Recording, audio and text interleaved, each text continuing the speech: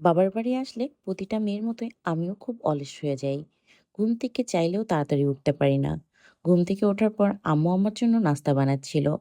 আম্মুর হাতের আলু ভাজিটা আমার খুবই বেশি পছন্দ। তারপর নাস্তা করে নিয়ে আমি একটু বের হয়েছিলাম। যখন আমি কলেজে পড়তাম তখন ভাবতাম আর কখনো এই রাস্তা দিয়ে যাব না। বাট আমি এখন এই রাস্তাগুলোকেই বেশি মিস করি। আপুর সাথে গিয়েছিলাম বড় বাজার কিছু থালা বাসন কেনার জন্য। কোনো একটা ভিডিওয় দেখাবো আমি কি কি থালা বাসন কিনেছিলাম। তারপর বাসায় এসে লাঞ্চ করেছিলাম। আম্মু রান্না করেছিল গরুর মাংস ভুনা আর ডাল। আম্মুর হাতের গরুর মাংসটা খুবই মজার হয়। একটু রেডি হয়ে গিয়েছিলাম কাজিনদের সাথে ঘুরতে। আমার কাজিনগুলো এত ভালো, ওদের সাথে গেলে একটু বোর ফিল হয় না। একজন এক এক রকম কথা বলে, হাসতে হাসতেই দিন পার হয়ে যায়। সেদিন সবাই মিলে গিয়েছিলাম কাছের একটি পার্কে, যে সবাই খুবই মজা করেছিলাম। আমার ভাগ্নি আমাকে দিয়েছিল এই ফুলটা।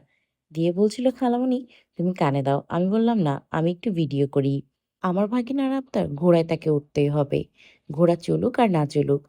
তারপর ঠান্ডা গলা ব্যথা নিয়ে কাজিনদের সাথে আইসক্রিম খেয়েছিলাম। তারপর গিয়েছিলাম আমরা মেলায়। যেয়ে আমরা একটু ঘোরাঘুরি করে দেখছিলাম। তারপর চোখ পড়ল এই হোম ডেকোরের আইটেমগুলোর উপর। এখান থেকে নিয়েছিলাম একটি চপিং বোর্ড। আর কোনো ভিডিও করা হয়নি। Thank you for watching.